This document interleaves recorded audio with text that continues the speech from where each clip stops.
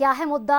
News Chhattisgarh के state head Aditya Namdev ji के साथ। Over to you sir. धन्यवाद जी, धन्यवाद। आज का मुद्दा में आप सभी का स्वागत है। मैं हूं आदित्य नामदेव। आज विधानसभा में वित्त मंत्री ओपी चौधरी के एक बयान ने ओपीएस और एनपीएस में एक नई बहस छेड़ दी है। वित्त मंत्री ने साफ तौर पर कहा है कि ओपीएस लागू करना चाहती थी पिछली सरकार, लेकिन उसके पीछे की उनकी मंशा 19,000 करोड़ रुपए से थी। कर्मचारियों से उन्हें कोई लेना देना नहीं था। इसके बाद से ओपीएस और एनपीएस में एक बड़ी जंग इसलिए छिड़ गई है क्योंकि ओपीएस लागू करने के बाद भूपेश बघेल का ग्राफ पूरे देश में बढ़ा था और भूपेश बघेल के साथ साथ कई राज्यों ने, खासतौर से हिमाचल ने, बाकी राज्यों ने भी ओपीएस लागू करने की दिशा में कदम बढ़ाया था। क्या यह सरकार ओपीएस बंद करना चाह रही है? क्या कुछ हुआ विधानसभा में? पहले एक रिपोर्ट आपको दिखलाते हैं, उसके बाद इस परिचर्चा को हम आगे बढ़ाएंगे।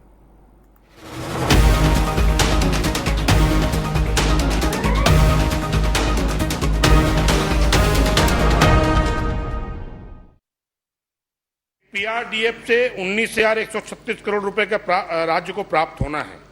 इस राशि के प्राप्ति हेतु अभी तक राज्य सरकार द्वारा क्या प्रयास किए गए हैं और अभी तक राशि प्राप्त नहीं होने के क्या कारण है, कब तक प्राप्त हो जाएगी? छत्तीसगढ़ विधानसभा में बीजेपी विधायक सुशांत शुक्ला के इस सवाल ने ओपीएस यानी ओल्ड पेंशन स्कीम के चिराग को जैसे फिर से घिस दिया हो। इससे निकले सियासी जिन ने सदन के साथ प्रदेश की सियासी गलियारों में तपिश बढ़ा दी है। ओल्ड पेंशन स्कीम को लेकर पूछे गए सवाल का जवाब देते हुए वित्त मंत्री ओपी चौधरी ने कांग्रेस पर जमकर हमला बोला। चौधरी ने कांग्रेस को लालची गिद्ध बताते हुए ओपीएस के जरिए कर्मचारियों के 19,136 करोड़ रुपए खाने की नीयत का आरोप मढ़ दिया। अध्यक्ष महोदय, तत्कालीन राज्य सरकार ने एनपीएस के सिस्टम को समाप्त करके ओपीएस का सिस्टम लाया। कर्मचारियों के लिए कौन सा उनको अच्छा लग रहा था, कौन सा बुरा लग रहा था, ये तो अलग प्रश्न है। बट मुझे लगता है कि तत्कालीन सरकार की गिद्ध दृष्टि थी 19,136 करोड़ रुपए पर, और वो चाहते थे कि वो पैसा को ले लिया जाए, उस पैसा को ले लिया जाए और उसको खत्म कर दिया जाए। ओपी चौधरी ने बताया कि एनपीएस के तहत पेंशन में सरकार को 10% देना होता है, जो तत्कालीन कांग्रेस सरकार नहीं देना चाहती थी। वित्त मंत्री ने कांग्रेस पर आरोप लगाए तो कांग्रेस ने भी पलटवार करने में देर नहीं की। देखिए, ओल्ड पेंशन स्कीम एक बहुत महत्वाकांक्षी स्कीम थी। आदमी 30 से 35 साल सरकार की सेवाओं में देता है, अपना पूरा जीवन सरकार की नीतियों को क्रियान्वयन में, सरकार के कार्यक्रमों को क्रियान्वयन में अपने गुजारता है। और मेरा ऐसा मानना है कि जो लोग सरकार की सेवाओं में रहते हैं, सरकार के लिए काम करते हैं, उनके पेंशन स्कीम का फायदा मिलना चाहिए। भारतीय जनता पार्टी अगर ये खत्म करती है तो वो कर्मचारियों के साथ के हितों के साथ कुठाराघात होगा। विधानसभा चुनाव के वक्त कांग्रेस के संकल्प पत्र में ओल्ड पेंशन स्कीम सबसे बड़ा दाव था, जिसे पार्टी ने जोर शोर से जनता के सामने उठाया। कांग्रेस ने रणनीति के तहत करोड़ों सरकारी कर्मचारियों और उनके परिजनों को साधने की भी कोशिश की। सियासी पंडित भी कांग्रेस के इस दाव को मास्टर स्ट्रोक मान रहे थे, पर जब नतीजे आए तो ओल्ड पेंशन स्कीम के पैरोकारों के साथ ही कांग्रेस के हाथ भी खाली रह गए। अब सत्ता पर काबिज बीजेपी ओल्ड पेंशन स्कीम को लेकर कांग्रेस की मंशा पर सवाल खड़े कर रही है। लोकसभा चुनाव से पहले बीजेपी का ये दाव कितना सटीक बैठेगा और कांग्रेस बीजेपी के इस वार से कैसे बचेगी, ये देखने वाली बात है। Bureau report, Bansal news.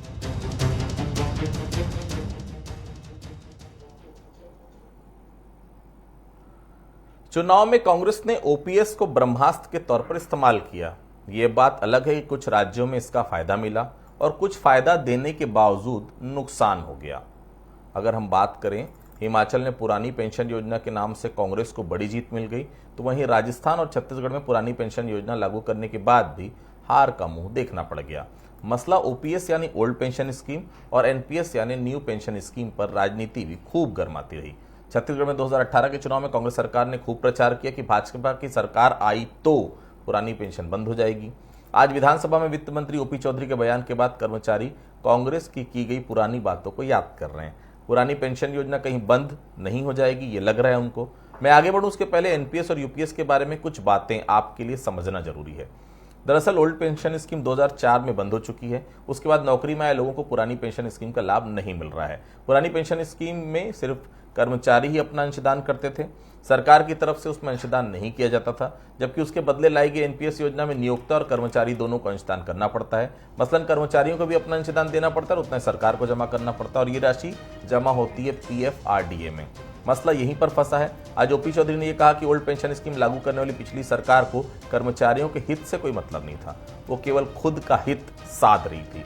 पहला, उन्हें एनपीएस की राशि में अपना अंशदान देने से आजादी मिल गई और दूसरी नजर उनकी पीएफआरडीए में छत्तीसगढ़ कर्मचारियों की जमा राशि में थी। अगर आंकड़ों की बात करें तो 19,000 करोड़ से ज्यादा राशि पीएफआरडीए में जमा है। वित्त मंत्री ने यह कहा कि पिछली सरकार कर्मचारियों के इस पैसे को निकालकर बंदरबाट करना चाहती थी।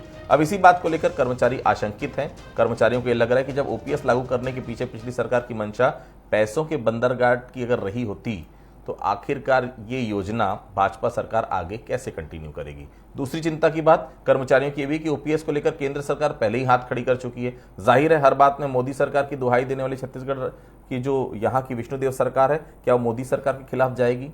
ये पॉसिबल कहीं से लगता नहीं है। इसी विषय पर हम चर्चा करेंगे। हम साथ चर्चा करने के लिए 4 बेहद खास मेहमान मौजूद हैं। हमेशा श्रीचंद सुंदानी साहब हैं, वरिष्ठ भारतीय जनता पार्टी के नेता हैं, पूर्व विधायक, बहुत स्वागत करता हूं। नितिन बंसाली साहब हैं, कांग्रेस के नेता हैं, प्रवक्ता हैं, बहुत स्वागत करता हूं। अनिरुद्ध दुबे साहब हैं, वरिष्ठ पत्रकार है, बहुत स्वागत करता हूं। और हमारे संवाददाता टिकेश है, इनके साथ कर्मचारी नेता जो हैं कमल जी, वो हमारे साथ जुड़े हुए हैं। सबसे पहले मैं टिकेश के पास चलता हूं। टिकेश, कर्मचारी नेता जो आपके साथ, उनसे पूछिए कि ओपीएस को लेकर क्या सोच रहे हैं आप? क्या सरकार कंटिन्यू करेगी? क्योंकि आज सदन में जिस प्रकार से वित्त मंत्री का बयान आया है, धड़कनें तो निश्चित तौर पर तेज हो गई होंगी कर्मचारियों की। जी देखिए, निश्चित तौर पर आज सदन पूरी तरीके से ओपीएस के मामले को लेकर गरमाया है। हमारे साथ बातचीत करने के लिए छत्तीसगढ़ अधिकारी कर्मचारी फेडरेशन के कमल वर्मा जी, उनसे बातचीत करेंगे। जिस तरीके से ओपीएस को लेकर भी चर्चा चल रही है, क्या कुछ मानते हैं कर्मचारी इसको लेकर के? देखिए, प्रदेश भर के जो कर्मचारी अधिकारी जो है सब चाहते थे कि प्रदेश में पुरानी पेंशन योजना लागू हो। छत्तीसगढ़ कर्मचारी अधिकारी फेडरेशन, जिसके साथ 110 संगठन जुड़े हुए हैं, हमने प्रदेश में बड़ा आंदोलन किया था क्योंकि कांग्रेस ने अपने घोषणा पत्र में इसे शामिल किया था। कांग्रेस की सरकार ने इसे लागू किया और प्रदेश भर के जो कर्मचारियों से विकल्प मांगा गया, उसमें यह कहा गया कि आप जो है पुरानी पेंशन योजना में जाना चाहते हैं या नवीन पेंशन योजना। प्रदेश भर के 97% 97% कर्मचारियों अधिकारियों ने पुरानी पेंशन योजना को स्वीकार किया। मैं एक चीज़ कहना चाहता हूं, चूँकि हम स्वयं जो है वित्त विभाग के मैं स्वयं अधिकारी हूं और इसका जो क्रियान्वयन करने के लिए हमने बहुत ही शानदार फार्मूला जो हमने तैयार किया है और इसका क्रियान्वयन भी जो है अप्रैल 2022 से किया जा चुका है। और इसके तहत जो है अभी जो पुरानी पेंशन योजना में जितने कर्मचारी अधिकारी शिफ्ट हुए हैं, उसमें बहुत सारे कर्मचारी उनकी जो है डेथ हो गई है, बहुत सारे कर्मचारी रिटायर्ड भी हो गए हैं और इतना अच्छा सॉफ्टवेयर बनाया है कि उनका जो पेंशन का जो प्रकरण का जो निराकरण जो है बहुत ही स्मूथली चल रहा है, किसी भी प्रकार का कोई समस्या नहीं है। तो मैं आपके चैनल के माध्यम से मैं यही कहना चाहूँगा कि कर्मचारी छोटा छोटा जवाब दीजिएगा कमल जी, छोटा छोटा जवाब। और जी कर्मचारी अधिकारी जो है प्रदेश के विकास में जो भी नई योजनाएं हैं उसका योजना बनाना, उसका क्रियान्वयन कराना, ये हमारी जिम्मेदारी है। तो हम चाहते हैं आपके पास जी, मैं फिर से आपको मौका दूंगा जी। नितिन जी, आप लोगों को क्या कर्मचारियों से वाकई में कोई लेना देना नहीं था? बड़ा आरोप लगा दिए वित्त मंत्री जी कि आपकी नजर 19,000 करोड़ पर थी, कर्मचारियों से तो कोई लेना देना ही नहीं था आप लोग को। कहां खर्च करना चाहते थे 19,000 करोड़? बंदरबाट कहां करने की तैयारी थी? वित्त मंत्री बड़ा आरोप लगा रहे हैं। बंसाली साहब, वित्त मंत्री जी को मैं अभी से नहीं जानता हूं, जब वो आईएएस हुआ करते थे, जब कलेक्टर थे रायपुर के, तब से मैं उन्हें काफी अच्छे से जानता हूं। मैं काफी मिलता जुलता भी रहता था, अच्छे मित्र थे मेरे, हैं भी। ये जो आरोप है ये पूर्ण रूप से राजनीतिक आरोप है। ये कह देना कि 19,000 करोड़ रुपए की कांग्रेस की सरकार बंदरबाट कर देना चाहती थी, हंसी आती है मुझे ऐसे व्यक्ति के मुंह से ये बयान सुनकर। किस आधार पर ये बोल रहे हैं?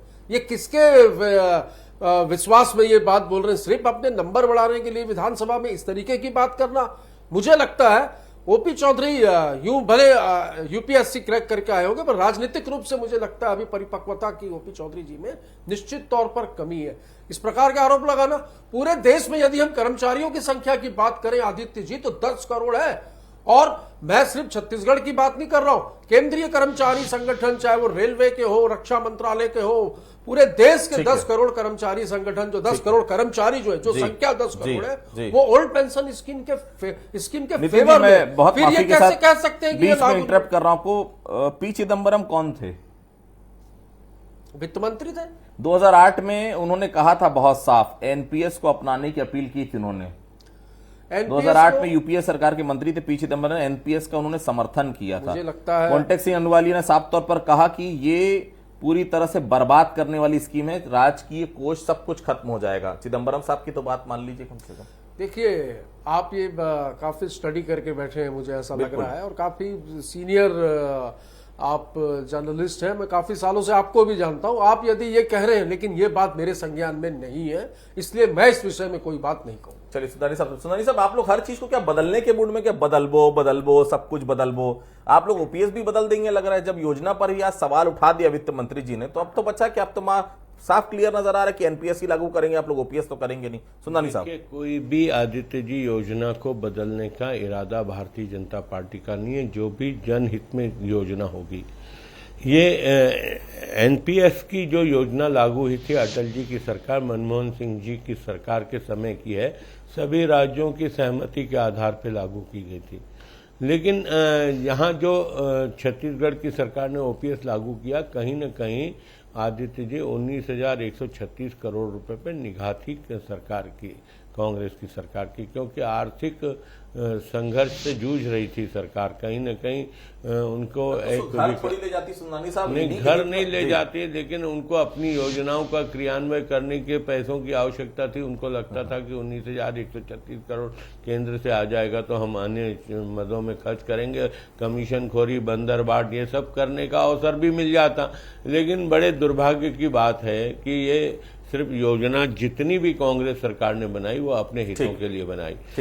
जहां तक ओपीएस और एनपीएस का मामला है, माननीय प्रधानमंत्री नरेंद्र मोदी जी की गारंटी है, निश्चित रूप से कर्मचारियों के, अधिकारियों के हितों की रक्षा की जाएगी, कहीं पे भी इनके हितों पे आंच नहीं आने दी जाएगी। लेकिन कांग्रेस सरकारों के लिए बंदरबाट पैसे की करने का अवसर भी हम नहीं देंगे। ठीक है अनुज जी, प्रदेश में सरकारी कर्मचारियों की संख्या 5 लाख के आसपास होगी, आप बेटर जानते हैं। आपको याद होगा कि ओपीएस जब लागू की गई थी तो भूपेश बघेल का नाम पूरे देश में गूंजा था, बाकी राज्यों ने भी शुरुआत कर दी थी। क्या आपको लग रहा है कि सरकार इसे बदल रही है? आज वित्त मंत्री के बयान को जो विधानसभा में हुआ है, आप किस तरह से देख रहे हैं? अनुज दुबे साहब, आपने दो नामों का जिक्र किया, आदित्य जी, भूपेश बघेल जी, और दूसरा ओपी चौधरी जी। निश्चित रूप से 2018 में जब विधानसभा चुनाव था तो जो बड़े वादे थे तो उसमें यह भी था कि कर्मचारियों को जो ओल्ड पेंशन स्कीम का लाभ मिलेगा। सरकार बनी कांग्रेस की। आप किसानों के मामले में जो कर्ज माफी मामले में जितनी आपने संजीदगी दिखाई, मेरे ख्याल से उतनी संजीदगी जो है कर्मचारी वाले मामले में भी दिखाना था।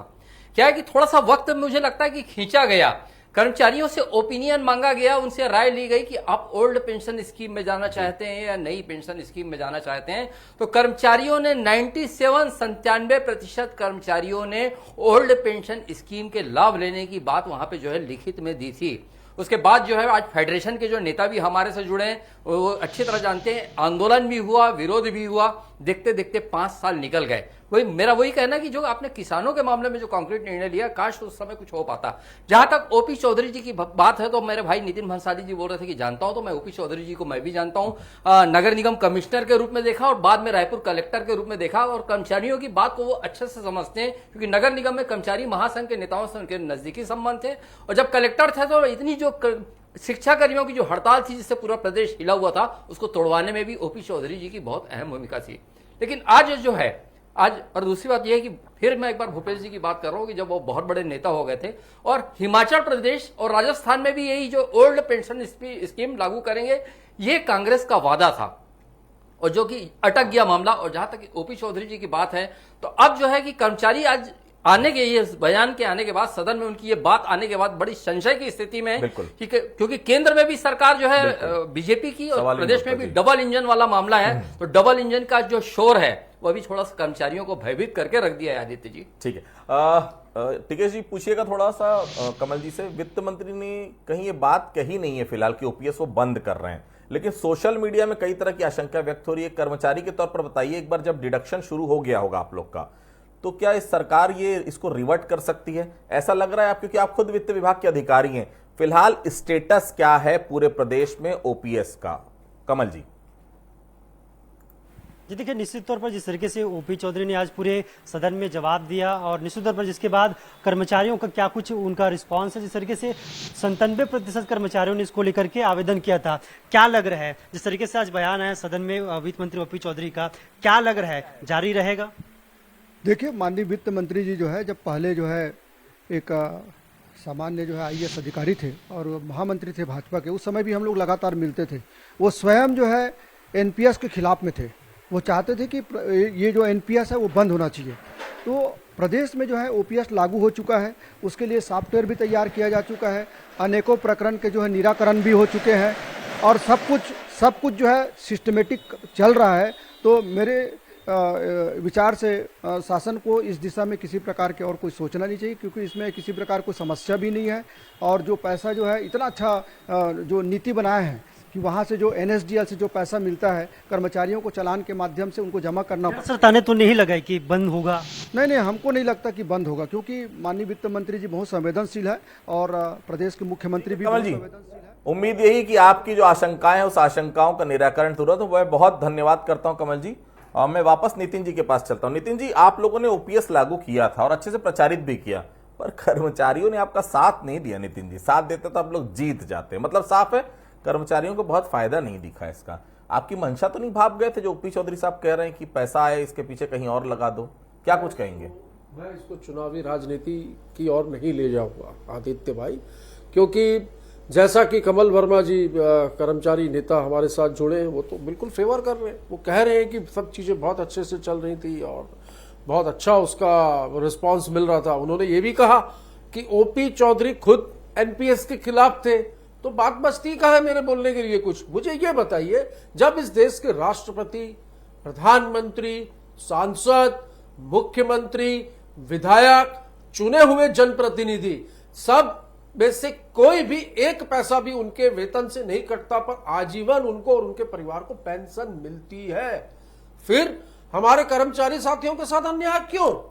तो ओल्ड पेंशन स्कीम और न्यू पेंशन स्कीम के बीच में जो ये खाई है, जो 10 करोड़ लोगों के हितों की बात है, जिनकी संख्या जो है देश में आज 10 करोड़ है, वो 10 करोड़ लोग एक तरफ खड़े हैं और एक तरफ यहाँ पर मोदी जी का राज चल रहा है और छत्तीसगढ़ में भी अब साए सब कुछ जैसा बोलते हैं उनका राज है। तो ऐसी स्थिति में मुझे लगता है कि 10 करोड़ लोगों की आवाज को नहीं दबाना चाहिए और उनके हित में निर्णय लेना चाहिए। कुछ डेटा मैं आपको थोड़ा सा बताना चाहूंगा। कांग्रेस के आप वरिष्ठ नेता हैं, 2004 से लेकर 2014 तक केंद्र में कांग्रेस की सरकार रही। बोलिए हाँ, 10 साल तक कांग्रेस ने NPS यानी न्यू पेंशन स्कीम को जारी रखा। 2005 में पेंशन कोष नियामक विकास प्राधिकरण विधेयक लाया गया। सहयोगी जो दल थे आपके 8 साल तक उसको पारित नहीं होने दिया और फाइनली जाते जाते मनमोहन सरकार ने 2013 में से पारित कराया। लेकिन 2008 में पी चिदम्बरम साहब ने बोला NPS ज्यादा बेटर है। अहलूवालिया साहब जो मोन्टेक अहलूवालिया थे, आपकी ही सरकार में, मनमोहन सिंह की सरकार में उस समय आर्थिक सलाहकार थे, उन्होंने भी मना किया।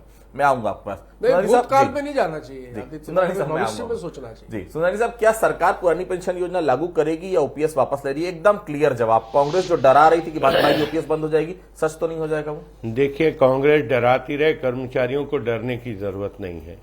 जो भी कर्मचारियों के हितों में होगा, पूरे देश स्तर पर हमारी आदरणीय वित्त मंत्री जी ने भी ये बात कही है कि निश्चित रूप से हम कर्मचारियों के हित में जो भी होगा, OPS होगा या इससे भी कोई अच्छी स्कीम होगी, हम लाएंगे। तो मोदी जी पे भरोसा नहीं करेंगे ना। मैंने कहा ना कि मोदी जी की सरकार किसी भी वर्ग को तकलीफ पहुंचे ऐसा कोई काम नहीं करेगी। और यहाँ पे भी छत्तीसगढ़ में हमारी विष्णुदेव जी की सरकार हमेशा वही काम करेगी जिसमें जनहित हो। तो निश्चित रूप से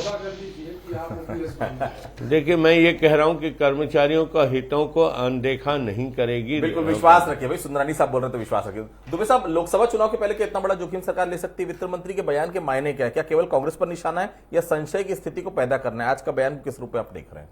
लोकसभा चुनाव के पहले भारतीय जनता पार्टी निश्चित रूप से जोखिम ले सकती है, क्योंकि अभी जो है लगातार जो उसके तेवर दिख रहे हैं तो वो जोखिम के ही हैं और कहीं कोई उसकी वो नहीं, जिस स्टैंड पे वो बढ़ जाते हैं तो वो फिर बढ़ के रहते हैं।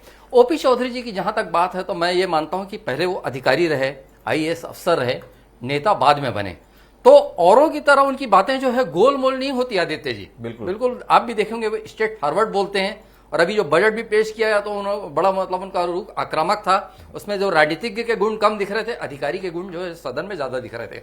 और आज जो है सुशांत शुक्ला के सवाल पे, जो खुद भारतीय जनता पार्टी के जो विधायक हैं सुशांत शुक्ला, उनके सवाल पे भी जो जवाब आया, जो उनका अंदाज था तो बिल्कुल ये था कि ये तो जो है जो हम कर रहे हैं या जो करने जा रहे हैं वही होगा।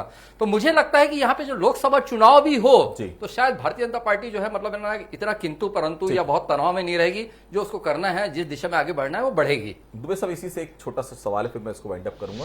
मोंटेक सिंह अहिलुवालिया बहुत बड़ा नाम, आर्थिक सलाहकार थे, साफ तौर पर बोला किसी हालत में ओपीएस को लागू नहीं होना चाहिए। पी चिदम्बरम, शायद नितिन जी माने न माने, बहुत बड़ा नाम निश्चित तौर पर, और वो वित्त मंत्री के तौर पर वो भी कह रहे हैं कि एनपीएस ही ज्यादा बेहतर था। और एक और उसमें साथ में रिजर्व बैंक ने भी बहुत साफ किया, जिस राज्य ने भी ओपीएस लागू किया वो सीधे तौर पर दिवालिया की तरफ बढ़ेगा। इतना सब पता होने के बाद भी क्या केवल पॉलिटिकल पार्टियां वोटों के लिए इतनी बड़ी, जो कि भूपेश बघेल जी को मालूम था जब तक केंद्र सरकार पैसा नहीं देगी जब तक ओपीएस लागू हो ही नहीं सकता, फिर ये वादा करने का क्या मतलब था? देखिए, वादा मतलब दिवालियापन की स्थिति की जो बात कर रहे हैं नितिन जी, तो मैं किसी पार्टी का नाम नहीं लूंगा।